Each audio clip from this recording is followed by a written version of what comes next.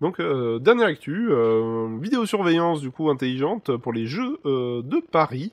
Et bah, effectivement, comme j'avais annoncé dans un des lives précédents, effectivement, le texte de loi avait été voté pour du coup les JO de Paris 2024 pour permettre l'expérimentation, enfin autoriser l'expérimentation de la vidéosurveillance par des algorithmes et par des IA pour détecter en fait rapidement les situations dangereuses.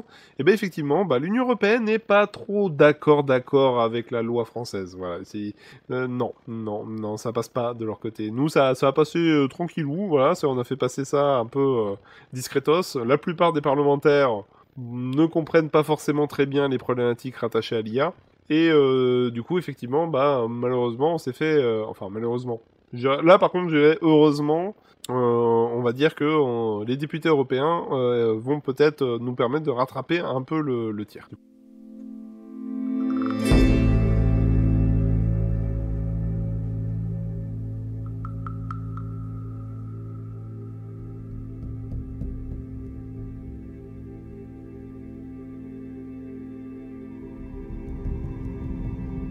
Alors, du coup, article de Clubic, sur même les députés européens n'en veulent pas.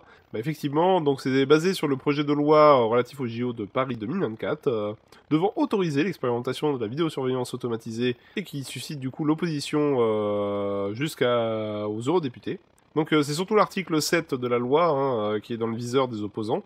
Cet article autorisera, s'il est adopté, le recours à la surveillance et au traitement algorithmique, en ayant recours au système de vidéosurveillance algorithmique encore, ou VSA. Certes, l'article n'évoque qu'une expérimentation sur le territoire parisien, mais celui-ci pourrait être jusqu'au 30 juin 2025. Alors, il y a eu des amendements qui l'ont ramené à décembre 2024, un petit recul du truc, mais rien n'indique qu'il ne pourrait pas être prolongé, voire généralisé par la suite. Donc là, c'est effectivement un des problèmes, c'est qu'aujourd'hui, en fait, le but, c'est d'automatiser la vidéosurveillance et faire en sorte que, du coup, il y ait des alertes automatiques dès qu'il y a un rassemblement qui est considéré comme dangereux par l'algorithme. Donc forcément, on est dans une phase d'apprentissage, on va, en fait, via des données où ils ont localisé des problèmes ou pas, du coup, on va pouvoir, permettre, en fait, une intervention plus rapide des forces de l'ordre en cas de problème. Sachant que, du coup, effectivement, si on fait écho avec les événements actuels en France, effectivement, il risque d'avoir pas mal de manifestations qui se feront tuer dans l'œuf, parce que du coup, si ça commence à se positionner en fait en termes de manifestations non déclarées, bah à partir de là, effectivement, les forces de l'ordre pourraient intervenir beaucoup plus rapidement pour empêcher du coup le moindre événement problématique. Du coup, question quid du droit à la manifestation, droit sur l'ensemble de ces éléments, bah effectivement, ouais, ça devient problématique, parce que du coup, on sait pas trop ce qu'ils vont y mettre dedans, et que clairement, aujourd'hui, vu que la plupart des textes qui régissent ce genre de sujet, on est quand même majoritairement sur des textes qui seront définis par décret, donc ne passant pas par les parlementaires ni par un juge, du coup, ça devient vachement problématique, parce que du coup, on pourra pas savoir exactement quelles sont les conditions d'alerte de ces algorithmes, et que clairement, ça n'a pas vocation à être publié dans le journal officiel, hein, loin de là. Mais bref, donc ça va être vraiment problématique, et clairement, il y a un gros risque de dérive. Bref, si la loi est adoptée dans sa forme actuelle, la France crée un précédent de la surveillance jamais vue en Europe, expliquent les auteurs de la missive, qui doutent aussi bien de l'efficacité réelle de ces technologies de surveillance que des atteintes à la vie privée et aux libertés publiques qu'elles pourraient provoquer. Comme effectivement, c'est pas... Et comme on avait vu, donc c'était dans un live précédent, rattaché à ça, effectivement, les études actuelles sur l'ensemble des systèmes de vidéosurveillance ne prouvent pas l'efficacité de ces systèmes, bien au contraire. Aujourd'hui, en fait, effectivement, les vidéosurveillances n'ont pas d'incidence sur la criminalité dans les villes, en tout cas rien de notable au niveau statique, est quand même un comble pour des systèmes qui sont mis en place depuis des années. Normalement, on est censé avoir un retour sur ce genre de sujet. Effectivement, a priori, ce n'est pas le cas. Donc aujourd'hui, l'argument, c'est d'expliquer qu'en gros, bah oui, mais vous comprenez, il faut... les personnes qui surveillent du coup ces vidéos, bah, ils sont pas 50, donc du coup ils peuvent pas tout repérer. Donc du coup on rajoute des algorithmes qui vont détecter à la place. Bon, comme j'avais déjà dit dans cette vidéo-là, la problématique c'est pas la vidéosurveillance ni la quantité de données. La problématique c'est qu'il n'y a pas assez d'effectifs de sécurité. Point. Il n'y a pas assez de policiers, il n'y a pas assez de gendarmes, il n'y a pas assez de moyens de surveillance. Donc forcément, même si les mecs ils repèrent quelque chose, de toute manière, il y a personne pour intervenir. Donc de toute manière, voilà, il peut se passer ce que tu veux, de toute façon, il y a personne pour intervenir. Donc le mec il va regarder sa caméra, puis il va dire bah ouais, il se passe quelque chose. Voilà, mais bon, malheureusement, on peut pas compter là-dessus. C'est voilà, c'est comment dire, c'est triste à dire, mais il faut plus d'effectifs. La population française augmente, mais les effectifs de police ont diminué. Bah forcément, ça a un impact sur ces éléments-là. Mais du coup, c'est pas en rajoutant de la vidéosurveillance qu'on va régler le problème. Il y avait les mêmes questions sur comment dire, la pédocriminalité, c'est exactement la même problématique. Le problème, c'est pas qu'il faut tout surveiller pour être sûr qu'on n'en loupe pas un. On n'est pas là hein, aujourd'hui. Le cœur du problème, c'est qu'aujourd'hui, il n'y a pas assez d'effectifs de police pour mener l'ensemble des enquêtes. Donc, soit on finit avec un système comme le met en application les GAFAM, ça veut dire de l'hypersanction à outrance, parce que bah, tu comprends qu'eux, ils veulent pas subir non plus une attaque en justice pour avoir laissé passer, et que malheureusement, on se retrouve avec une quantité de faux positifs où les gens se font striker par les systèmes de détection, parce que l'algorithme a vu un contenu, et que du coup, il considère que du coup, les gens sont à condamner de suite. Le but, c'est... Voilà... L'automatisation de ce genre de choses est un vrai problème. Et surtout qu'on sait très bien que si un algorithme qui surveille, qui utilise les données des caméras détecte des populations statistiquement à risque, bah tu sais très bien que les flics vont être envoyés forcément d'office. Donc du coup, on risque de générer, et de toute façon, il y a plusieurs études qui le confirment, qu'en fait les billets rattachés aux statistiques et au fait que, bah effectivement, les populations malheureusement, dans les pays comme la France, et même les pays occidentaux dans sa globalité, les populations les plus pauvres sont souvent des populations immigrées, donc comme c'est des populations plus pauvres, bah forcément c'est des populations qui ont plus de criminalité, du moins qui a comment dire, des statistiques plus élevées dans ce domaine-là. C'est pas dû au fait qu'ils sont immigrés, c'est simplement dû au fait que bah, malheureusement ils sont dans des quartiers dans lesquels effectivement la pente du crime est quand même plus facile.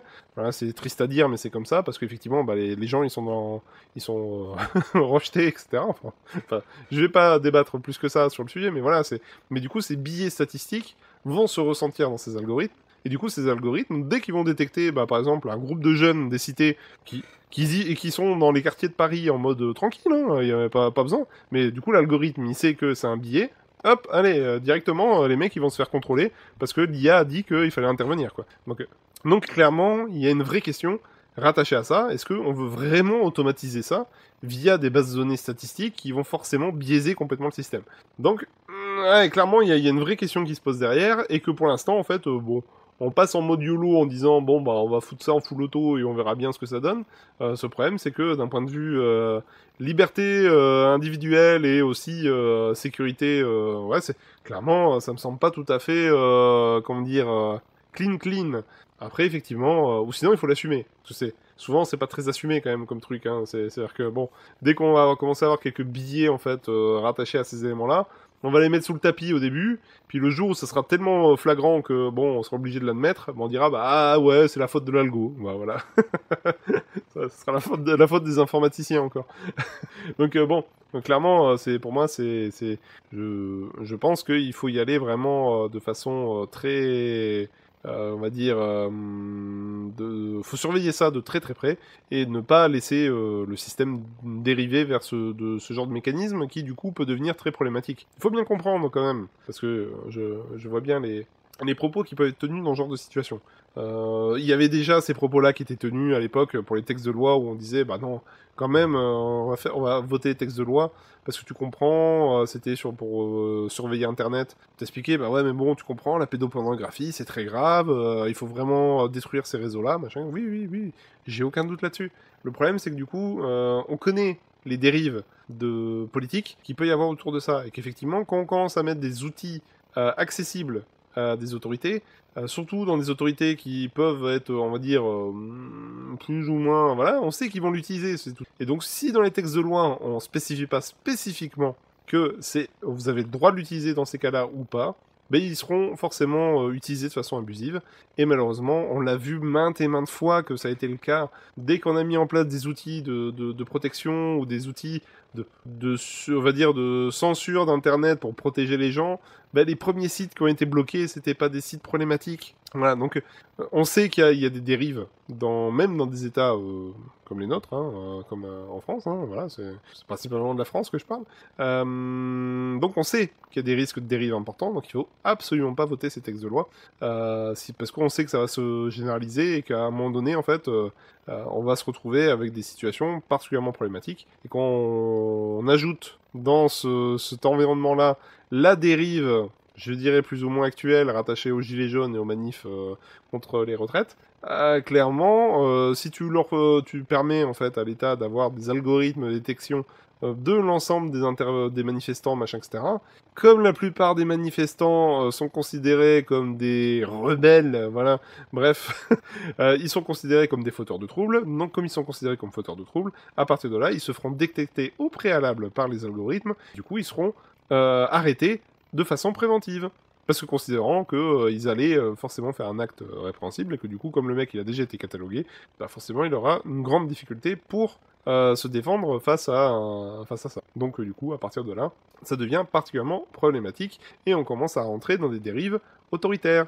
Et c'est là tout l'élément qui a été soulevé du coup, par les eurodéputés aussi, comme il le précise du coup à la fin de l'article. Selon eux, l'article 7 de la loi sur les Jeux Olympiques et Paralympiques entrerait en conflit avec les lois européennes sur les IA et ouvre aussi la voie au régime répressif pour qu'ils fassent de même. Mais effectivement, donc là, ils disent pas que du coup on pourrait passer en mode régime répressif. Voilà, en ce moment, on va dire que c'est un sujet qui est légèrement bouillant, hein, on va dire ça comme ça, mais quand même, effectivement, si la France, on va dire en tant que pays des libertés, hein, c'est quand même la réputation française hein, qui est là-dedans, bah, effectivement, si la France se met à surveiller en masse, voilà, hein, de toute façon, c'est pas pour rien que en ce moment là, on a pour les manifestations pour les retraites, on a c'est l'Iran, je crois, qui a fait un petit message pour nous expliquer que franchement, en France, vous êtes pas sympa. Hein. Bah oui, c'est normal. Donc du coup, le mec il va dire, bah voilà,